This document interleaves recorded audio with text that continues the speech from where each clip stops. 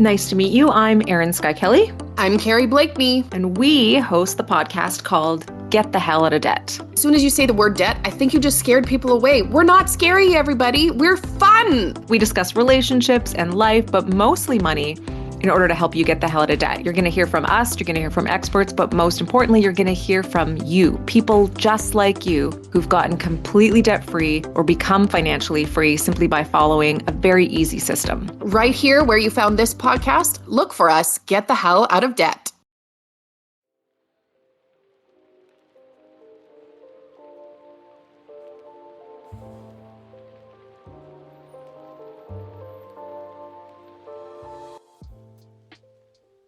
Welcome to BookTok for BookTok with Jack and Amy, a literary podcast where we deep dive into the writing of your favorite novels. This is Jack. And I'm Amy, and during this season of Book Club, we're stepping away on Thursdays to explore topics we've recently written about on the Subtext Society Journal. This week we're discussing reader versus author space. What is it and where do we belong? The Subtext Society Journal is a space for critical thinking and cultural reflection on the genres that are too often dismissed, including romance, romantasy, fanfiction, and the narratives that live rent-free in our hearts and minds. We're creating a bridge between academic analysis and the everyday reading experience, between highbrow literary commentary and the deeply personal way books shape who we are. We publish thoughtful essays from our readers, ourselves, and guest contributors that explore the moral questions, genre evolutions, and cultural conversations happening in real time. We are redefining what deserves serious attention in publishing, and we're doing it with feeling. The views expressed in this episode are entirely our own and are not meant to represent the larger opinion of the Bookish community. This podcast is a discussion shared to spark thought and conversation. Readers and listeners are encouraged to share their own analysis and thoughts. Explicit language, as well as themes of sex, violence, abuse, depression, self-harm, and death will recur throughout this podcast. Listener discretion is advised. If you are listening to, if you're listening to this, that means obviously you're listening. But if you're watching this, or if you're listening and going, they sound and look different, that's because it is currently holiday break and Amy and I are in two different states. I'm in Kentucky. And I'm in Minnesota. So if we sound different, it's because of the time zones. And if we look different, it's because we're not in our normal spaces. Because we don't have good lighting. Okay, so before we begin, I want to show Amy that I got a special large printed version of this.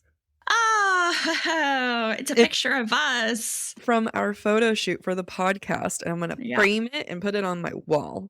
I love it. Yeah, that's all I wanted to show you. Okay. Right. I love it. Yeah, I do too. You're going to love it more when you see it. And you're like, oh, I want to do that. I've already thought that. I already know what frame I'm going to put it in. Which photo are you going to do? I think you like a different one of us when we're hugging. Yeah, there's many photos of us I like. There's so many that I know. We paid for them. Okay, so we are here to discuss an article I wrote that is reader versus author space. Who owns it? I don't think it hasn't published yet, so I don't know what kind of spicy title it's been given, but that's the general gist of it. And this comes from BookTok Drama, which it comes around every couple months, this particular subject. But before I introduce it, Amy, had you heard of the reader space? In case our listeners are also like, I have no idea what the reader space is. And you could be like, hey, neither did I. I didn't either until you brought it up. And when I read your article, I was like, yeah, that makes sense. But I would never have called it the reader space intuitively. I did not know about it until some kind of BookTok Drama. And this one came again from an author who is an influencer, and she posted something, or she didn't post anything. It was someone, she came out with her first book, and someone on Threads said something about like that they weren't a huge fan of it. And she said like her response was fairly nice, being like, hey, like, totally understand, go get your refund. But she did it in a funny, nice way. But then her followers, because again, she's a fairly large influencer, started going after this person. And then and then everyone was like, well, she should know better. She should know about the reader space. And I was like, do I know about the reader space? I had only recently discovered it beforehand. And now it's time for us to tell the listener what the reader space is. So I'll begin. Feel free to riff with me, bounce off of it. So the reader space is what it sounds like. It is the reader space, but specifically in digital format online. And initially, it was Goodreads. It was Amazon reviews. It was Barnes and Noble reviews, anything that was online and a place for readers to interact, and especially Goodreads, because that was the main one for a long time. And that was a particularly spicy place because every once in a while, an author would come in and comment, but that is a platform specifically for readers.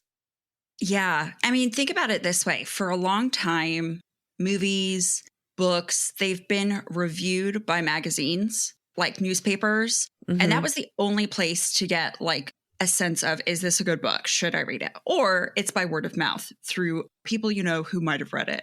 There was no opportunity for quote unquote intrusion for the author to like say their piece. Yeah. And that's what Goodreads, Amazon, Barnes and Noble became in a modern way. But now it's gone even further with social media. Yeah, and it really was one of those moments where I know a number of authors, they have like two approaches when it comes to Goodreads and reviews in general. Plenty of authors have been like, a reader's review of my book has nothing to do with me, and they will stay far, far away from Goodreads. Understandably, I can't imagine myself being any better than that. I unless I had done something in my book that was offensive or anything like that, I would want that brought to my attention immediately. Yeah. Anything else, I do not need to know. And then there's other authors when like we interviewed Megan Quinn and she said that she goes and reads all of the reviews on Goodreads. I was shocked. I was like, oh my God, you brave soul. But she doesn't comment. Now, every once in a while, there was an author that would go and comment and would be fighting readers in the comment sections, commenting on their reviews. And that was a big, big taboo. And then became the precedence of authors cannot be in these reader spaces.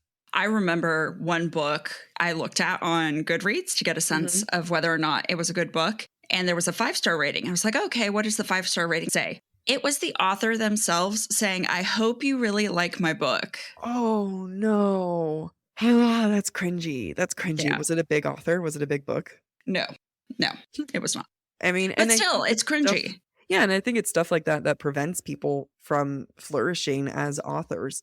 Now, something happened during the pandemic, and that magical thing is BookTok and TikTok in general. And all of a sudden, this platform grows and it starts to kind of bleed a little bit into each other. You have influencers that start popping off and becoming super popular that then get later picked up for publishing deals. Stacey McEwen is a great example of that. But then you also have authors who joined TikTok just to make funny videos that became influencers within their own right. Look at Tessa Bailey. I remember I was one of the people in her comment section that was like, holy shit, you're the author and you're this person? Because she had this series where she would stitch these videos and go, here's my idea for a book. And then she just has this like really funny, dry wit. And same thing with Stacey McEwen. Like, so you kind of have like the opposite coming, right? Stacey McEwen had these really funny skits that she would do with her husband and would be like, would you growl my name if someone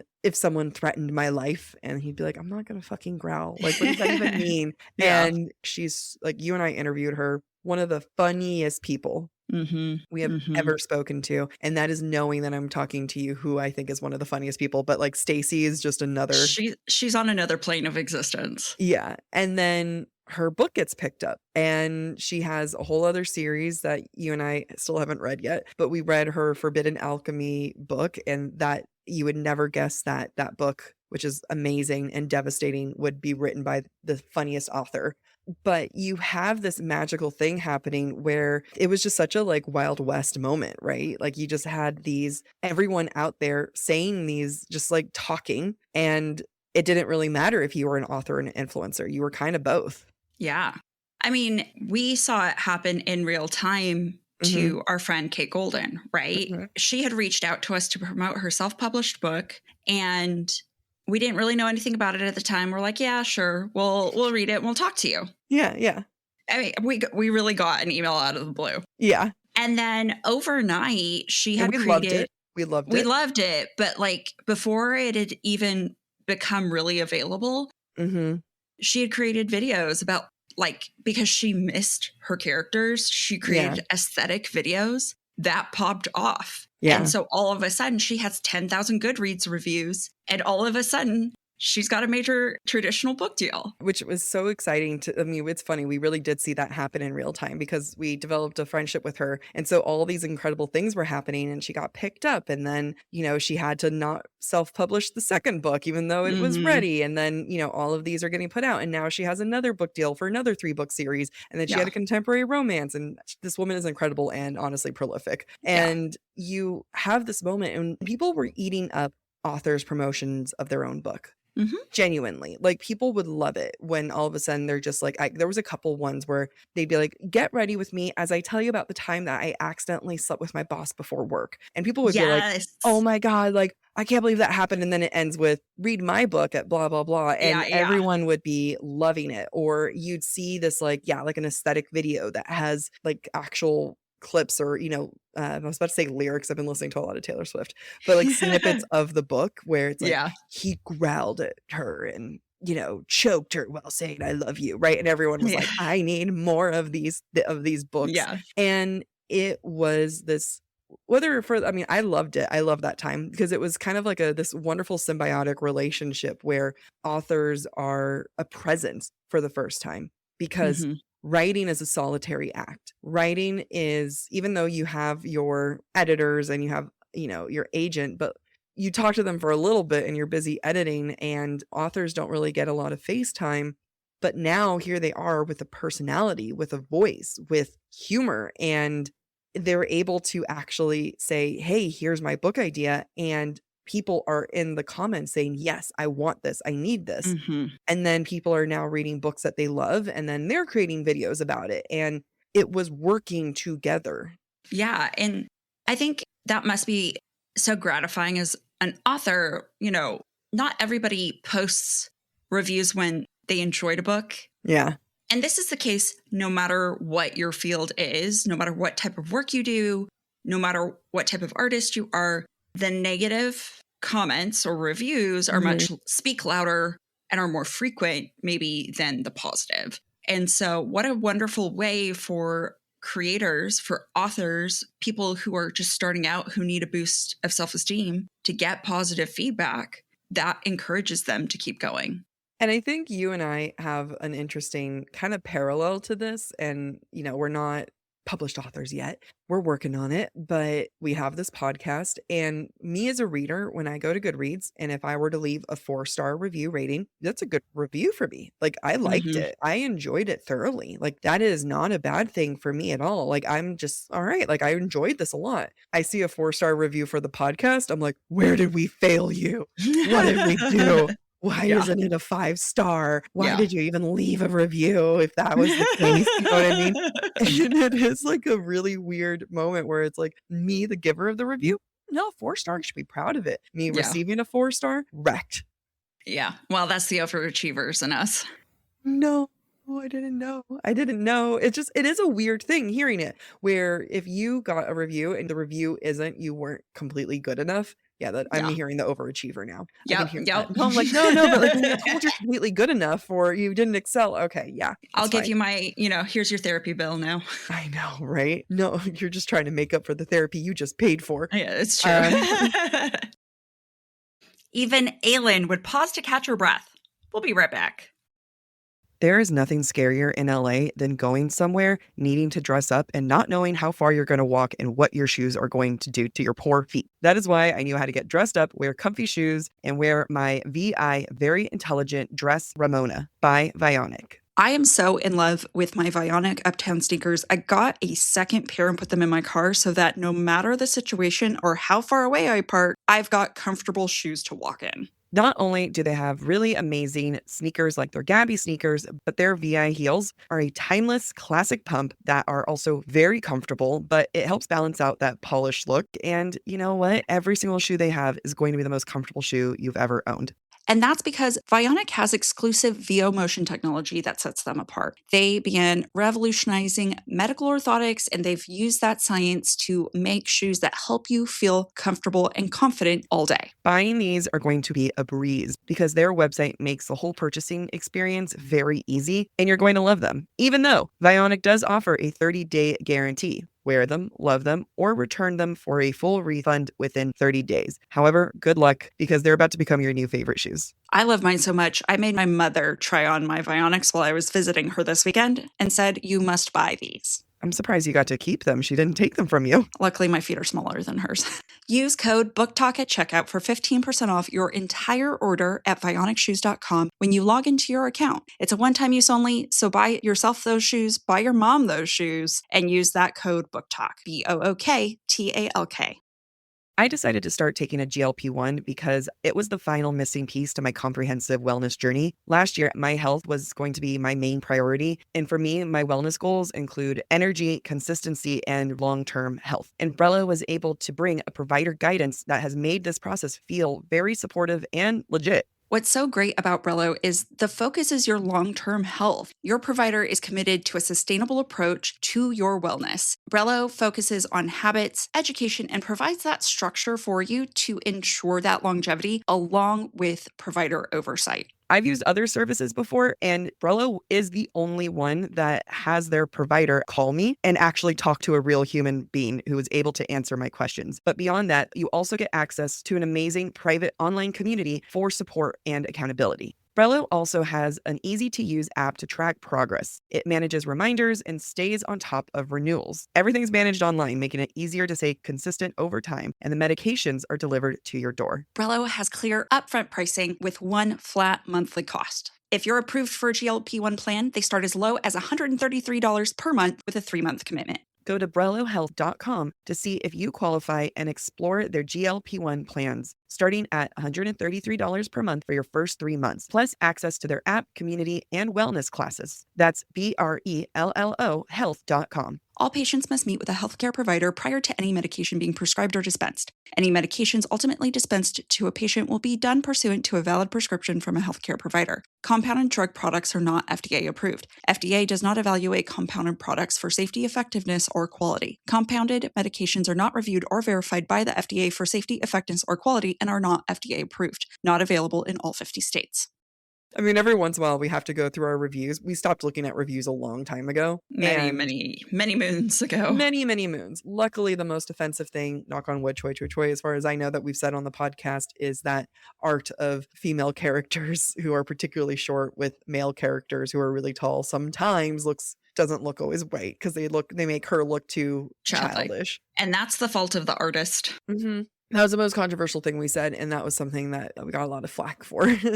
And rightly so. Rightly so. Yeah, rightly so. But all to say is, like, I don't look at reviews, and Amy knows not to look at reviews. There was like one day you're scrolling through some reviews, and I was like, can you stop? Because I can see the screen, and if I see something that's not 5-star, it's going to stress me out. So can you just look at those when I'm not in the room, because I can't handle it, and you will hide them from me. I do not tell you.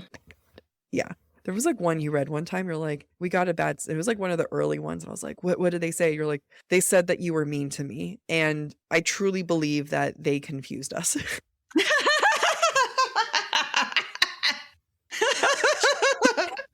That's so funny. At the time, I was like, I can see what they're saying. Need I remind you? Squirrel balls. I think this was before squirrel balls. But Squirrel nuts. Getting nutted. The only nuts you're getting.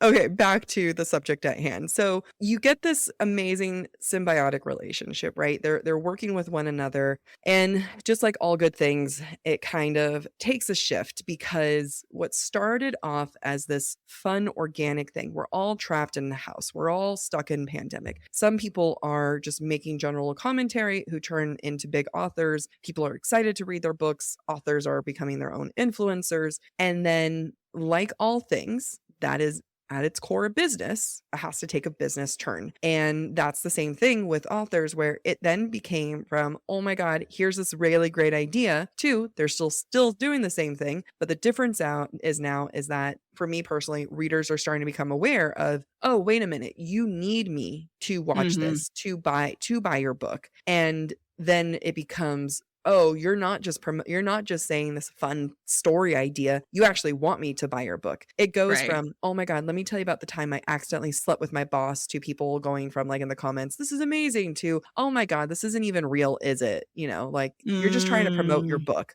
And, as someone who does social media marketing for my day job, and I've done it with corporate, like not freelance, I've done it for several corporations, people sniff out a business post immediately. If you're trying to provide any kind of revenue, I need you to consume my X, Y, and Z. And even the same thing for the podcast, even though no one's paying for this podcast except for our Patreon users, love you. But like, we're still promoting, we're asking you to consume. People sniff that out. And there is a resistance to that. Absolutely. And I understand as a consumer, right? I view a ton of workout videos. I view a ton of recipes for, high protein. I view all these things, and more and more and more people are selling you a product. Yeah. Where I used to be able to like read the caption and get some facts. Now it's like, well, if you want to know more, attend my class for $57, right? Yeah.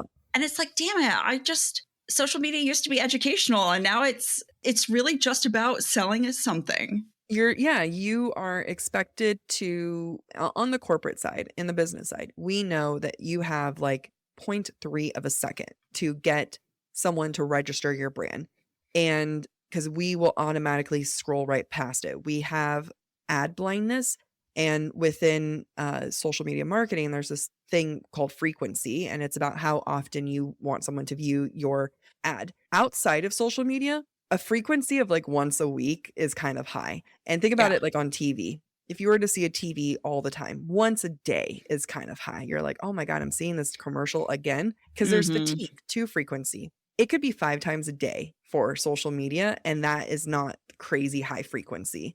Right. And that is something, so like we have ad blindness, we've adapted to that. And so now these videos that we found to be entertaining are shifting. They're not as fun anymore. I have not seen a successful video in a long time of these, here's an aesthetic video of these mood board type things to get you to read my book. Or here is remember those videos where people would like flip through the book and then land on a page and then shut the book and that's the title and buy my book online. I mean, even now there's a super annoying trend that if someone's talking about a book on TikTok, they don't talk about the book title. And you have to like go looking for it in the comments and something, and it pisses me off. But now authors are doing that too to their own freaking book. Yeah. Or people will post random videos and be like, if you know, and I have to go to the comments and be like, what do I not know? I don't know what I don't know. I don't know. Am I too old for this? Those comments save me. Those comments keep me young. And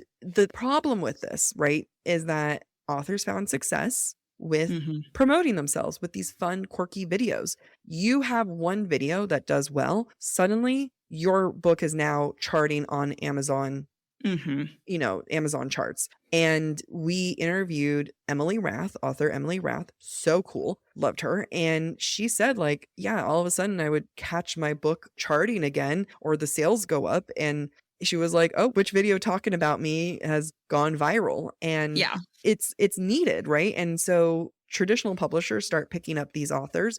And whether at this point, whether they're self-published or they're traditionally published, marketing is needed. This is a business at the end of the day. Marketing is needed. And for the first time, authors have a big hand in their own success. And they're expected to contribute, right? Never mind that you've spent years of your life writing the book and you've sold your soul away to a publisher with a ton of money who could invest in you. They don't. They don't. They don't. I think people really overestimate publishers. They don't promote shit. They are greedy. Yeah. They make money off of you, not to invest in you, but to put in their pockets. Right? Yeah. There's been a lot of discourse on like, if publishers just marketed books, they could actually make more money. right? I And the think Penn authors could be Cole- successful. Penn Yeah. Cole posted something like that on her threads. And what was it? Was it Red Tower Publishing?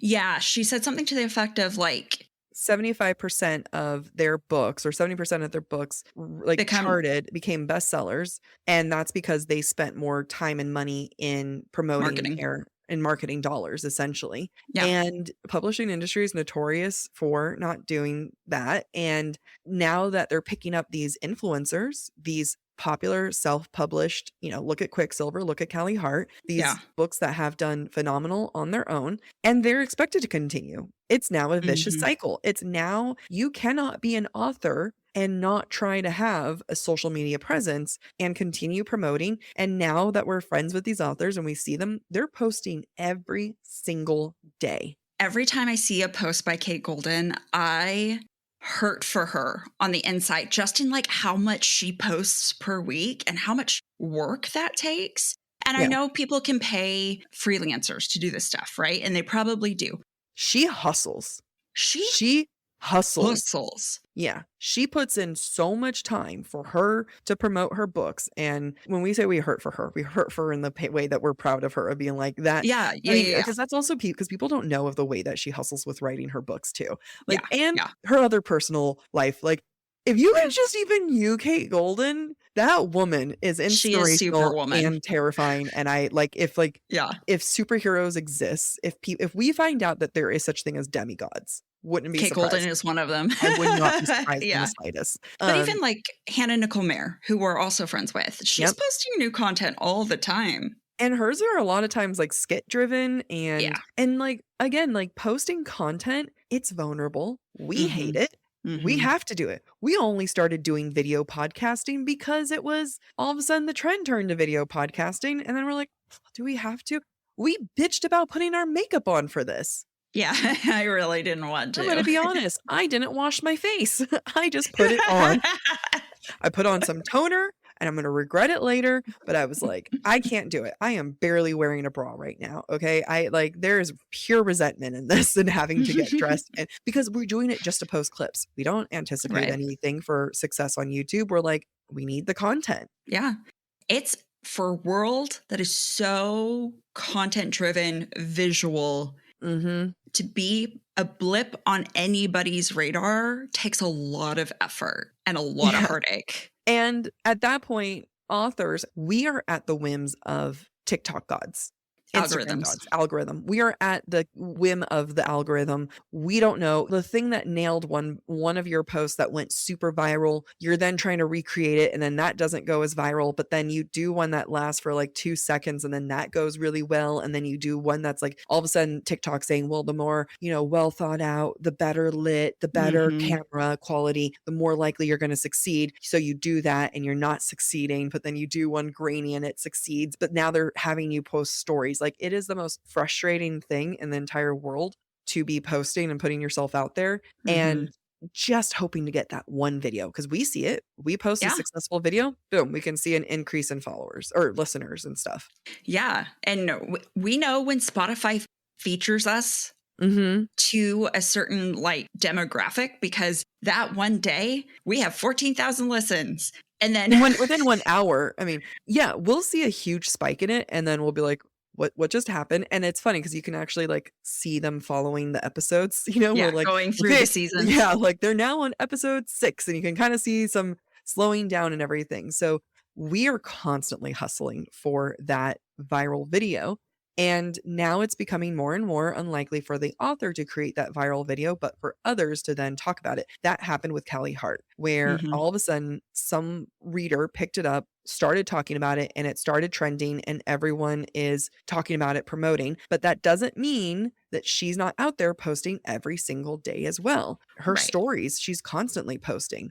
I mean, one thing, someone coached us on before we went to go pitch our own books, right? Romancing the Craft. Oh, yeah. We were told in your pitch, find a way to demonstrate you're a team player. You will invest time and effort into promoting your book. Yeah. We were flat out told that. That is what publishers are looking for. We were told, walk in, say your podcast and the number of total downloads you have, talk about how many followers you have, like barely give your name, then Mhm. go into your book and then Mhm. talk about how good you are at marketing and how you're willing to be a team player, and that at the end of the day, you know this is a business transaction. It is cold and heartless. It is. Welcome to capitalism, baby. Welcome to capitalism. And, I mean, I think I'm happy that you and I kind of came in at this where we're both businesswomen in our own right, in our own daytime jobs, that we're like, we've been weathered and cold about this going into it. So we know at the end of the day, a business is a business, and we try Yeah. to do our best to give back to our listeners. But if you join our Patreon, it's because you love us, not because we're good at it.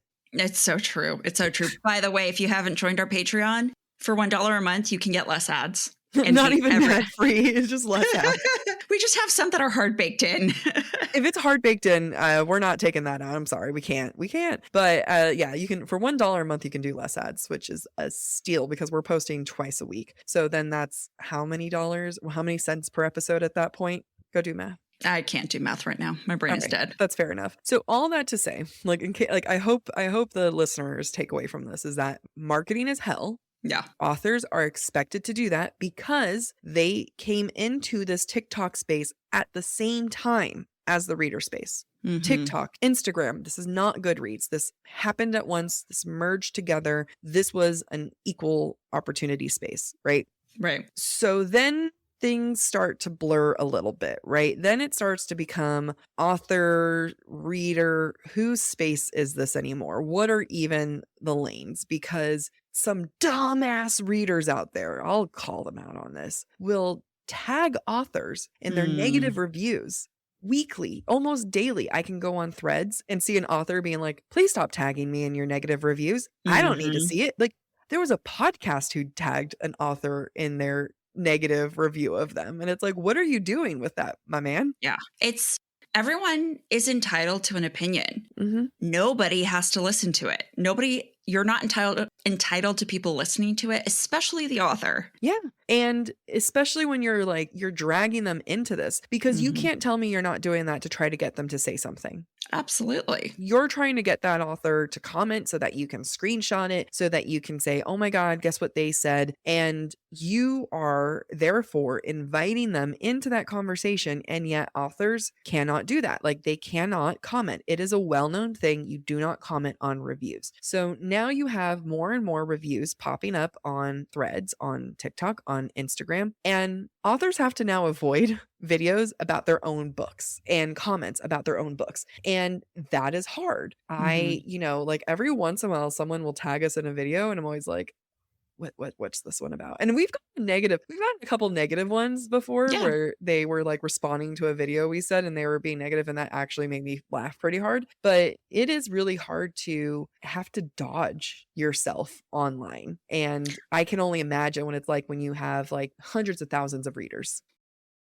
Sleep is important to everyone, but I am bipolar, and sleep is one of the most important things that I can do to protect not just my mental health, but my physical health. I always strive to get around 8 hours of sleep a night. Honestly, I have to shoot from 8 to 10 hours a night. And it is so important for me to know that everything in my body is helping me get that balanced sleep that I really need. For me, the big shift was realizing that sleep isn't just about hours. It's the foundation for everything: performance, mood, focus, recovery, even how you age. The part that surprised me is that you can't fully understand your sleep without looking at your lab tests. If your sleep is off, your results will likely show it with elevated inflammation and shifts in glucose and cholesterol. And when sleep improves, that's going to show too. That's what I appreciate about Function. It gives you real data so you know what's happening inside your body. Sleep isn't just a habit, it's biology. And if you want to look deeper to see whether you're improving it or troubleshooting how to improve it, you have to measure it. I have my first appointment with Function to get my blood drawn for next week. What I did appreciate about it, though, is that they are making sure that it's coordinated around my period. They weren't just like, come here, give us blood. It was like, hey, let's make sure you get the best results possible.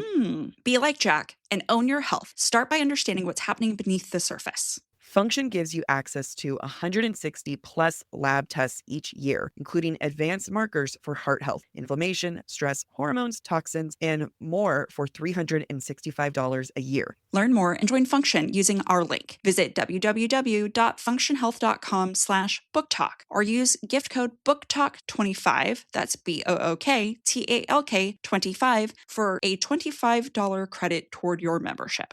I've been clearing out my closet, and it just reminds me I need to shop more at Quince because I am tired of fast fashion. Quince has your back because they are all about elevated, essential fashion that helps you build a wardrobe that feels timeless. With versatile silhouettes and thoughtful details, they're the kind of style that you will wear again and again. I know that because I see you wear it again and again. I want what I wear to be effortless, but like in the best way. Quince has wardrobe staples with quality that's made to last. 100% organic cotton sweaters, premium denim made with stretch for comfort all day. That's what I get because I can't handle tough denim. I love their luxe cotton cashmere blends that are perfect for the changing seasons and my work wardrobe. Quince works directly with safe, ethical factories and cuts out the middlemen so you don't have to pay for brand markups. They're all about high quality clothing.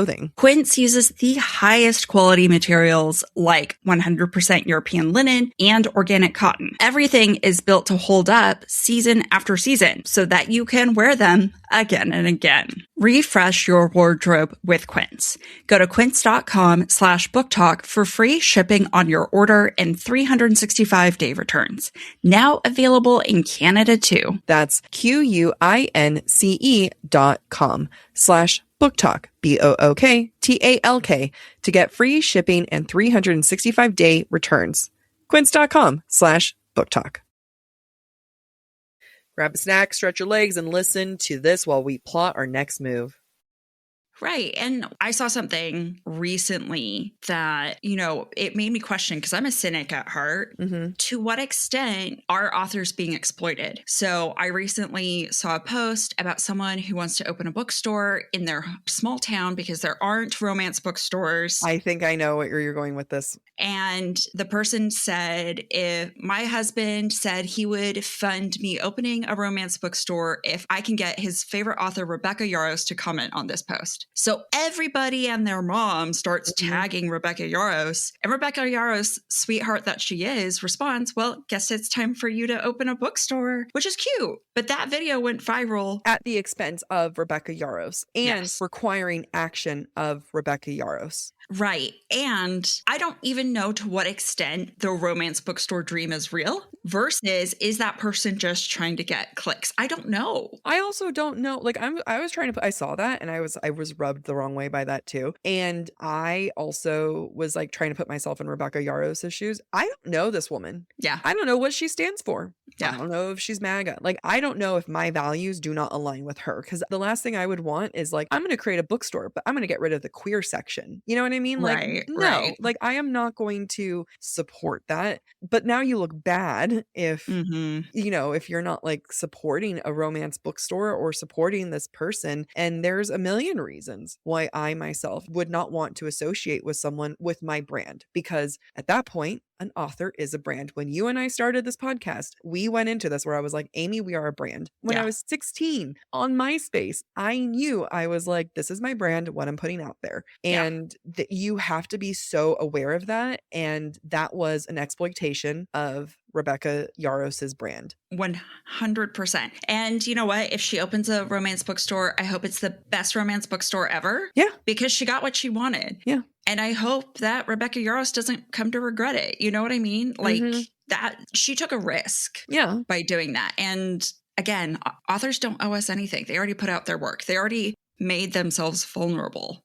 Putting out your work is one of the most vulnerable things you can do. To be like, I'm going to put this out there for everyone to shit on it, to comment on it, to do whatever the hell they want on it. I am ready for the day that we put out our own books and people are like, hey, you have an entire podcast dissecting, the merits and what could be approved upon books, and being like, your book was trash. And I'd be like, do as I say, not as I do. What can I say? Like, writing is hard. Writing's hard. I promise you nothing. I know the mistakes I made. I think that doesn't haunt me. So, but the thing is, like, if someone were to say that online, I can say that. I cannot contribute to that conversation. And it really reminds me of when we were in college, because Amy and I both did creative writing for our bachelor's degree. And they did, in my mind, we were sitting in the middle of a circle. Maybe that was me, like, feeling emotional. I know we were in the middle. We always sit in a circle. Yeah. But we because weren't we're in a the circle, center. you can see everyone. It felt like I was dead center. And everyone would comment, and you were never allowed to speak and justify and explain. And even though it was torture, and I think that was kind of like that really was shitty, it kind of was good practice too, to be like, you know what? I put this out there and this is their interpretation. And in the Yeah. real world, I do not get to explain what I was trying to do. This Yeah. is the real experience. Exactly. Intent means nothing if what you've put out can be interpreted in different than the intent. Mm-hmm. And that's the unfortunate part about writing. That's the unfortunate part about anything anybody does, right? Interpretation is like you and I were refreshing ourselves on different literary lenses, and there's one that's the reader's lens, and it's about the reader's own emotional journey with this. But like it's such an interesting lens, because in order to do it, you have to have a hyper understanding and like self-awareness of what your reaction is during this reading, and the fact that that would be different than another person's reaction of this same reading. And that's the same thing with like books and putting it out there, where it's like, I'm going to put this piece of art out there that anyone is going to read it, and not a single person will have the same emotion that you are trying to evoke. Right. It's so true. I mean, it's like anytime we analyze a book and we're like, this is fine, but it rubbed me the wrong way, because if you're this identity or you're this other person, this wouldn't be okay. Right. Yeah. So we do that kind of analysis on the podcast, but that's not our own writing.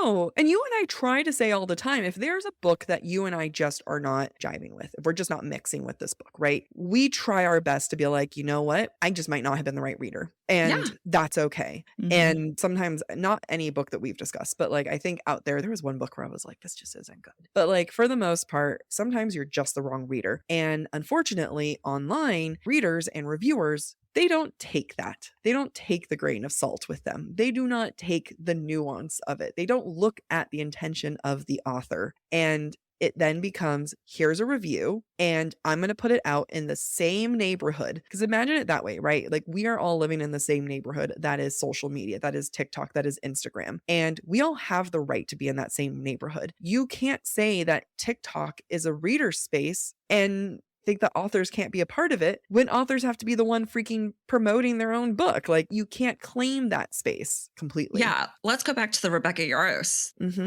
situation. Yep. You know, a reader benefited from Rebecca Yarros engaging with their post. What if that same reader came back when Rebecca puts out her next book and is like, this book is trash, and tags Rebecca Yarros, and everyone decides to tag Rebecca Yarros?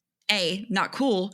B, you're entitled to your opinion, but again, she does not have to engage. Why are you putting a big cutout of Rebecca Yarros on your front lawn? They are benefiting from an author being in the reader space. Yeah. How many times has someone benefited from an author entering their space for promoting this indie author? Maybe that's another author, double author space, but like, you know, for commenting on something like or cosplayers. I know there's tons of cosplayers who, Pencole's a great one, or not just Pencole, a lot of other authors who, there are so many women of color cosplayers who will cosplay as, although Diem is a woman of color, but will cosplay these other characters who are white, and obviously they're a woman of color, and they'll portray them. And it's up to the author to uplift those cosplayers to say, you know what, you can cosplay. We're not going to have race be a limitation to this. And the amount of authors I've seen uplift these cosplayers and, you know, any other kind of person, women of color, queer individuals, you know, people within the bookish community, authors are able to lift them up because they're in the quote unquote reader space. Exactly. And the equivalent for us might be if Taylor Swift commented on one of our posts and was like, I listen to you guys, like, that would be... Don't even get me. My heart fluttered. I can't even. But like that insanity... Yeah. And then people hear about it. Swifties hear about it. Now Swifties want to come listen. Like, that's it's the same thing. Gravitas that the authors bring to the space. So, I mean, it's a double-edged sword, right? The authors need to understand the influence they have, right? Yeah. Because if they post negative things, it's like the prices of eggs. Like, what did the Swifties do? I don't know. But somehow the prices of it. What did we do with eggs? Yeah. It's a Grammy 2024 Grammys where, never mind. It's a reference.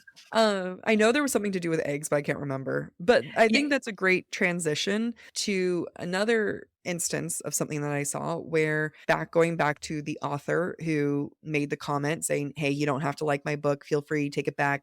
Sorry you didn't like it. And all of their followers came in and said, how dare you not like her? And like the thing is, like, these successful authors are wielding power. So then it starts to become like, okay, so what becomes the reader space? And for me personally, the reader space is the second that there's a conversation happening. The second there's a conversation about the book, that is now the reader space, and we leave that alone. And I'll tell you something that we do in social media marketing. Every once in a while, there'll be a post about if I was like, particular company that I'd be working for, and they'd be like, oh my God, there's this Instagram post that's talking about us, and there are so many comments. What are we going to respond with? And my answer to that was absolutely nothing, because that conversation is held in that post. That conversation at that point isn't a bunch of other videos jumping on. And, so long as that conversation is held in this post, in this narrative right here, like, you leave that alone. You do not have anything to do with that. Again, we are all in one big neighborhood, and every time a conversation happens, that's another house. You don't enter the house. You don't have to stick your head through the window and say, hey, I'm here, I'm watching this. Or you don't have to like it, or thank you for liking it. That's another thing, is that authors are also encouraged to not even engage with positive reviews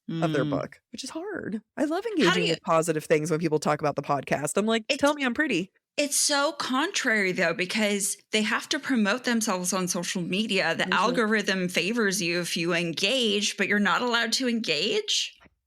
That's like, yeah, there's so many birds outside the window right now. That's terrifying. Kentucky's too wild of a place. But like, it is one of those things where like you are expected.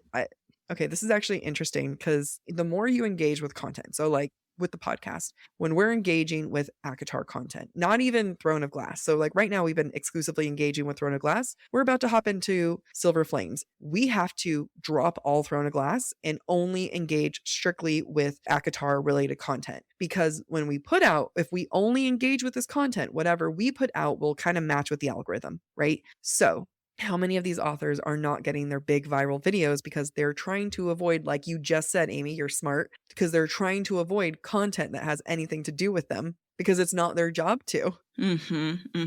But the publishers are expecting them to, but they can't succeed if the algorithm relies on them focusing on content around them. It's a vicious cycle. It fucking sucks. And going back to that, do I want to be an author? That's why do I really want to do this? That's why you just came up with this business idea that you and I are going to, circle back in a year, guys. We have, we're businesswomen at heart. Amy particularly. So she's like, deuces. Not out, just creating a much larger thing. I can be more successful running businesses, probably. It's be the wizard, I'll be Dorothy. Okay, deal. But we work together. Right. And we go I'm not home. evil. Yeah. You're not, it's minus you being evil and minus me being a whiny little bitch. I'm Wicked version, not a Judy Garland version. Anyway, sorry, that was a journey. Okay, so this one author, so the influencer who turned author, like I was referencing, she comments on the post, making a joke. Please, feel free not to return it. And then readers start coming out with videos and saying she should know better. She should know that this has nothing to do with her. And I actually saw a video talking about publishers. They have an army of marketers and people behind them, and they're surrounded by a team, and it is laughable. It took everything in me not to comment, because again, I'm trying to save my like online commenting drama for the things that really matter. Instead, I save it for an episode to passively aggressive talk about it here. Well, yeah, because the publisher, they might have an army to market, but how many books are they putting out each year? Also, they're only going to focus on the SJMs. I know. And the Rebecca Yaroses. They're only going to focus.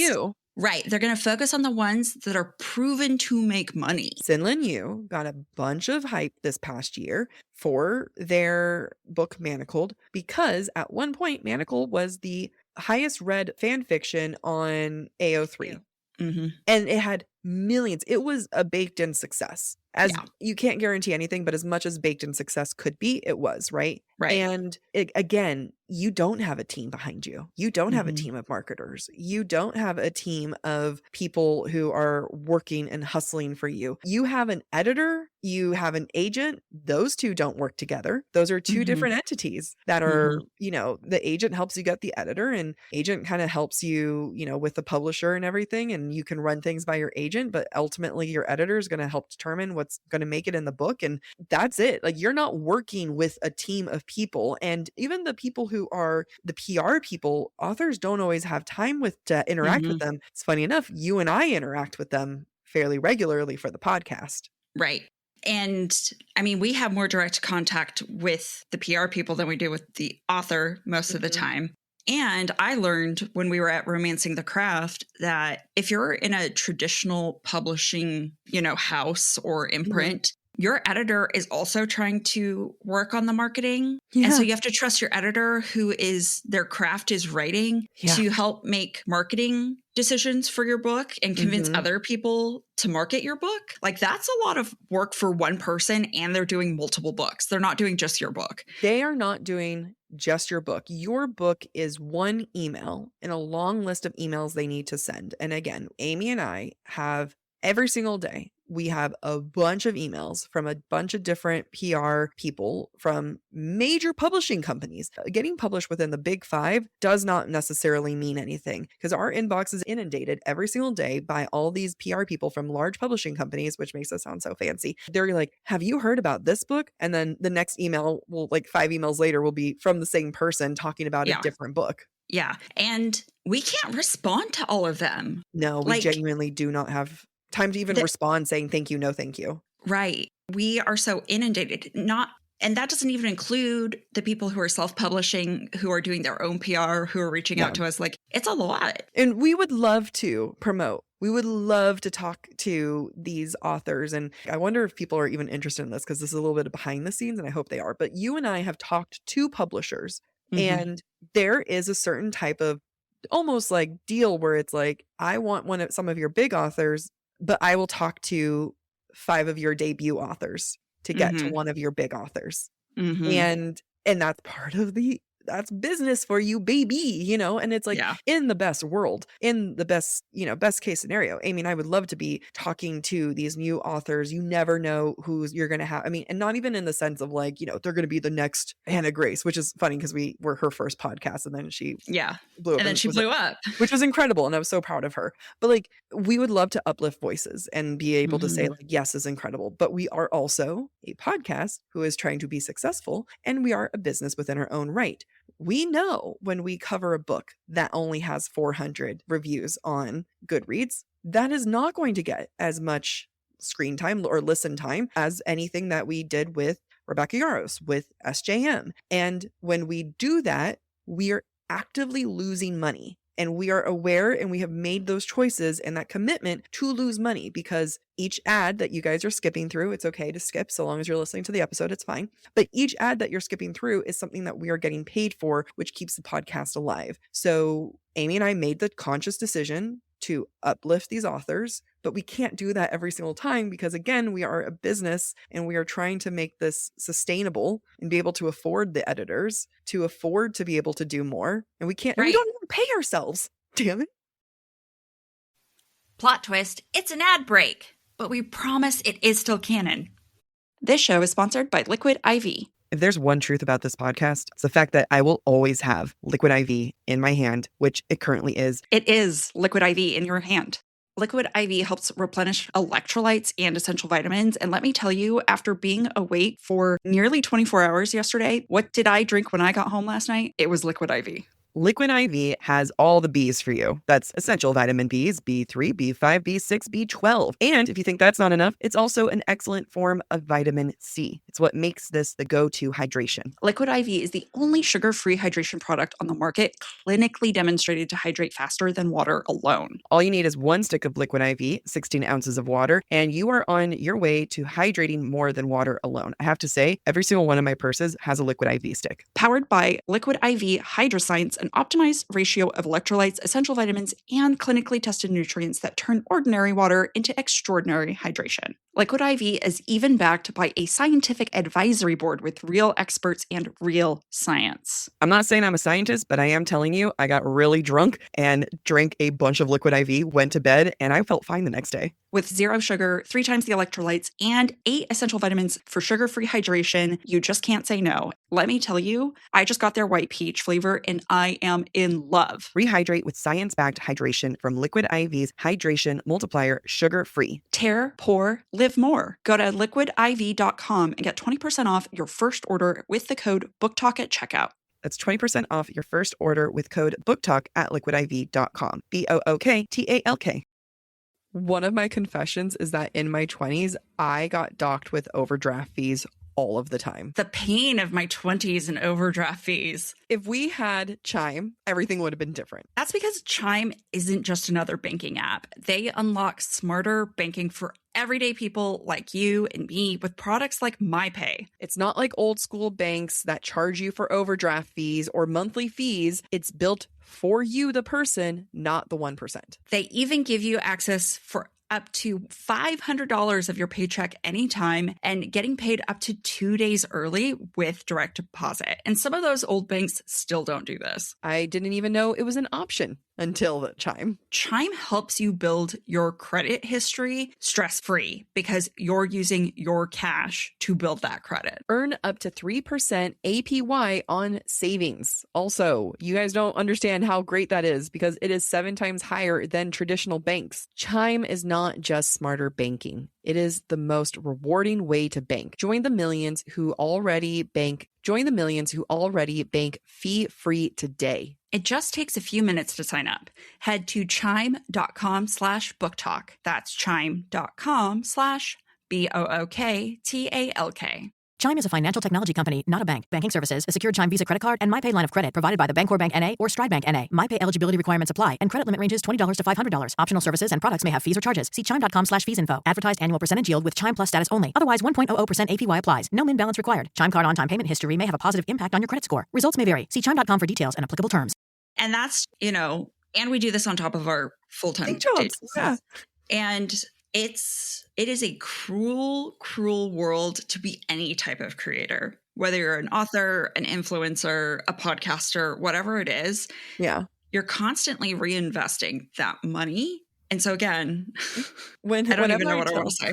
Whenever I tell like family members or friends like how much money the podcast made this past year, it's impressive. Like it is an impressive amount. Like when we were talking about it, it was like, holy shit, we made that much money. Yeah. Again, how much, Amy, came into our personal pockets? 0. Yeah. This is the first time we have been able to not have to edit episodes, to edit clips, to be able to afford an intern. Shout out to you, James. Love you. And to be able to go to events, to promote ourselves, to be able to bring like the swag things that we give away at these events, to be able to do street crew and send them out for free to people because we're saying, please promote us. Like, yeah, we made an impressive amount of money and we didn't see a dime. And we are netting at $0 at the end of the year. Actually, we're going to be in the negative. Oh, no. No. If you think about our business credit card as well, like, oh shit, we will be in the negative, and we have been ever since we started this podcast. This was the first time we did it on purpose, though, because we didn't want to. We didn't want to pay taxes. Taxes are a bitch, guys, because that's another thing you have to think about. But that's like the funny thing is like when it comes to art, you are both a business and you're both a craft. And I'm going to include podcasting as art because we're talking about our interpretations art. We're part of her eye roll was so aggressive. Can you guys hear that? No. I squinted. You squinted to the side. The funny thing is you agree.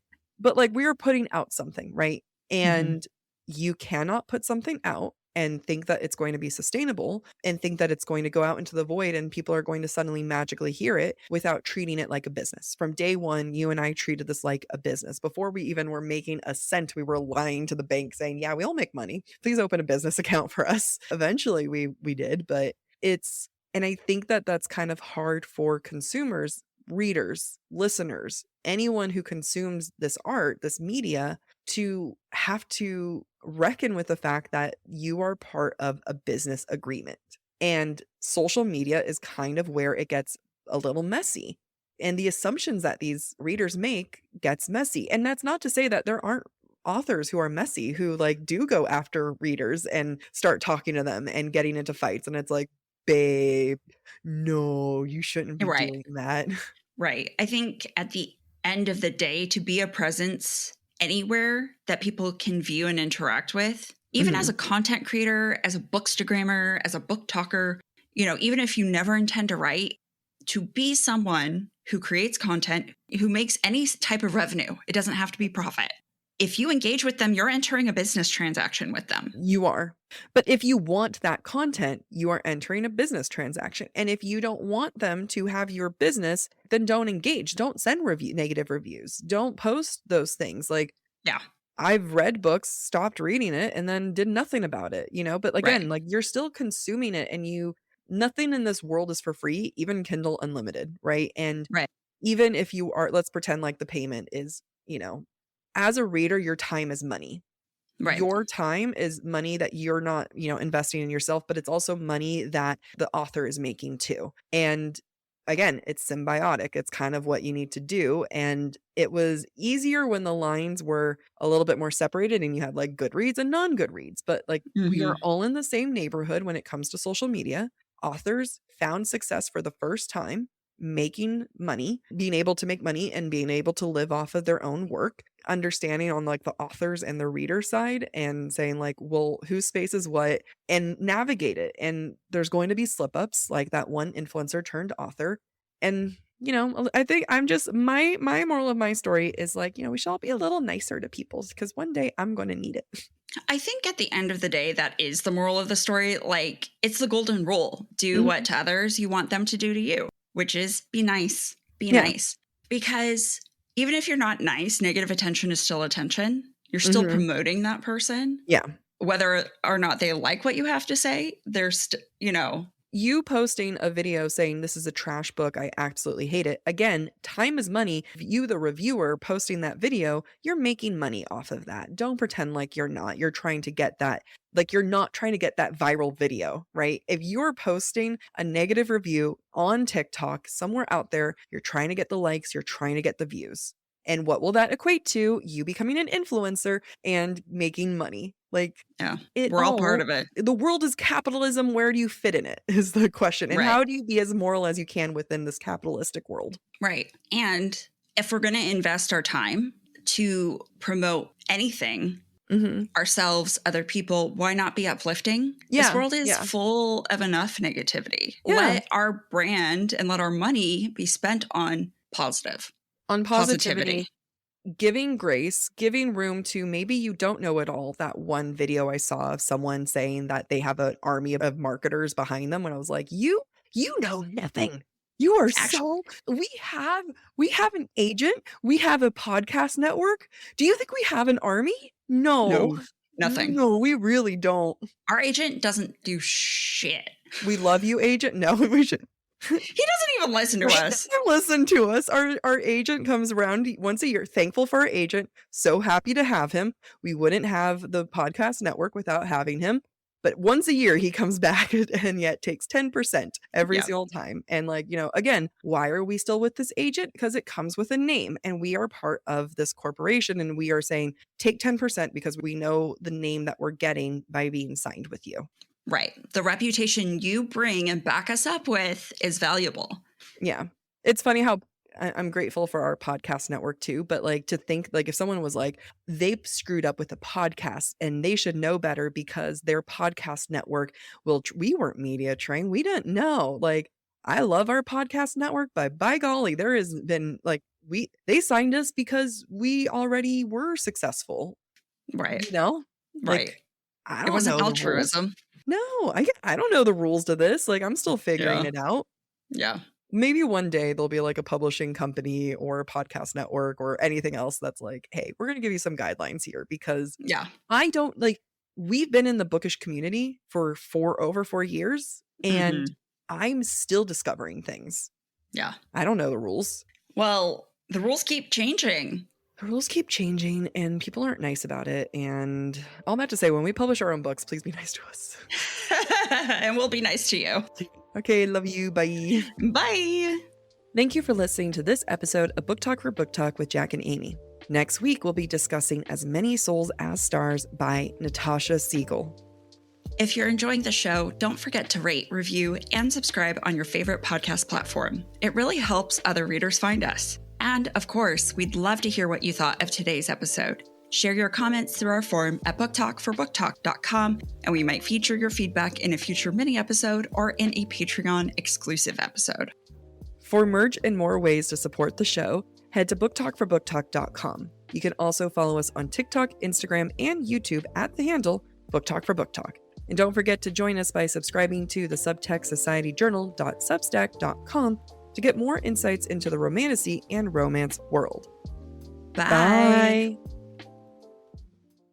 I decided to start taking a GLP-1 because it was the final missing piece to my comprehensive wellness journey. Last year, my health was going to be my main priority. And for me, my wellness goals include energy, consistency, and long-term health. And Brello was able to bring a provider guidance that has made this process feel very supportive and legit. What's so great about Brello is the focus is your long-term health. Your provider is committed to a sustainable approach to your wellness. Brello focuses on habits, education, and provides that structure for you to ensure that longevity along with provider oversight. I've used other services before, and Brello is the only one that has their provider call me and actually talk to a real human being who is able to answer my questions. But beyond that, you also get access to an amazing private online community for support and accountability. Brello also has an easy-to-use app to track progress. It manages reminders and stays on top of renewals. Everything's managed online, making it easier to stay consistent over time, and the medications are delivered to your door. Brello has clear upfront pricing with one flat monthly cost. If you're approved for a GLP-1 plan, they start as low as $133 per month with a 3-month commitment.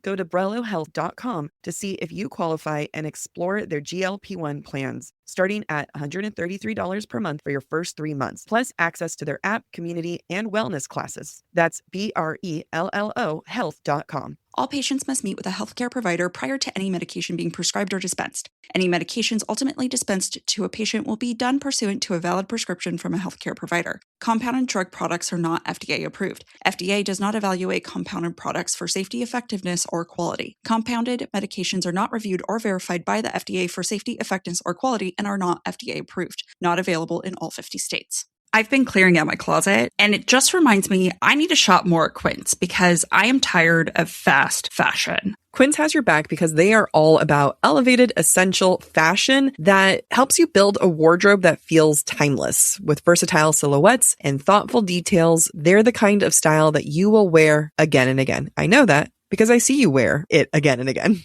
I want what I wear to be effortless, but like in the best way. Quince has wardrobe staples with quality that's made to last. 100% organic cotton sweaters, premium denim made with stretch for comfort all day. That's what I get because I can't handle tough denim. I love their luxe cotton cashmere blends that are perfect for the changing seasons and my work wardrobe. Quince works directly with safe, ethical factories and cuts out the middlemen so you don't have to pay for brand markups. They're all about high quality clothing.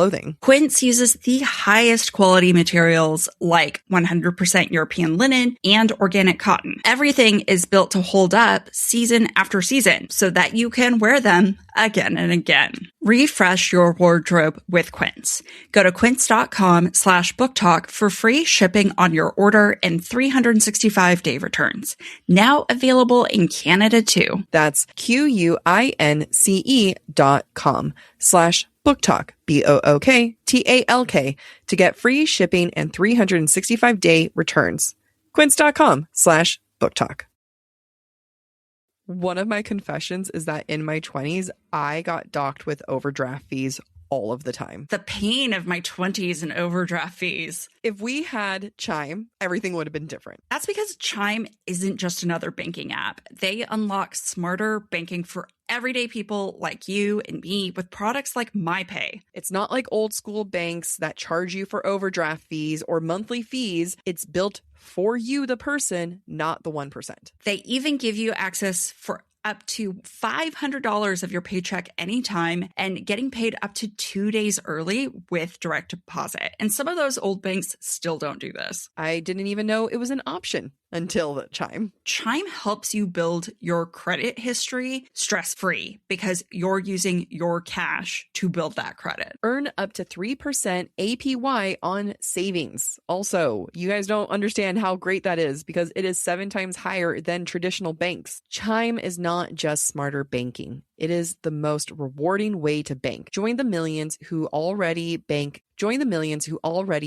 fee-free today. It just takes a few minutes to sign up. Head to chime.com/booktalk. That's chime.com/BOOKTALK. Chime is a financial technology company, not a bank. Banking services, a secured Chime Visa credit card, and MyPay line of credit provided by the Bancorp Bank N.A. or Stride Bank N.A. MyPay eligibility requirements apply, and credit limit ranges $20 to $500. Optional services and products may have fees or charges. See chime.com/fees info. Advertised annual percentage yield with Chime Plus status only. Otherwise, 1.00% APY applies. No min balance required. Chime card on-time payment history may have a positive impact on your credit score. Results may vary. See chime.com for details and applicable terms. LifeLock, how can I help? The IRS said I filed my return, but I haven't. 1 in 4 tax-paying Americans has paid the price of identity fraud.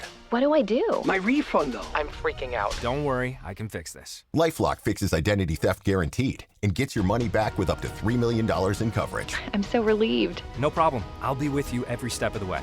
1 in 4 was a fraud-paying American. Not anymore. Save up to 40% your first year. Visit LifeLock.com/podcast. Terms apply.